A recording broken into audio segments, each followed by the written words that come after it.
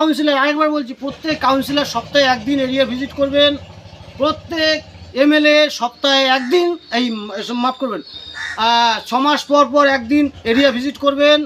ওই আপনার দলের লোকদের, ওই রাজনৈতিক লোকদের কথা না শুনে নিজের চোখে দেখবেন, লোকের সাথে সম্পর্ক তৈরি করুন।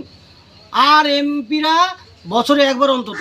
আর একটা কথা হচ্ছে, এই যে যেখানে দুটো সরকার থাকলে তখন কানা ফুসফুসি হয়, কানা ফুসফুসি হয়, এই কি ভাগবাটরা কোন দিকে কিনতে যাবে, এসব না করে আমরাও তো ওসব বুঝি না, সাধারণ লোকরা তো ওসব বুঝি না, সাধারণ লোকরা বুঝি সরকার। তাহলে সরকারের সবচেয়ে কাছে কে?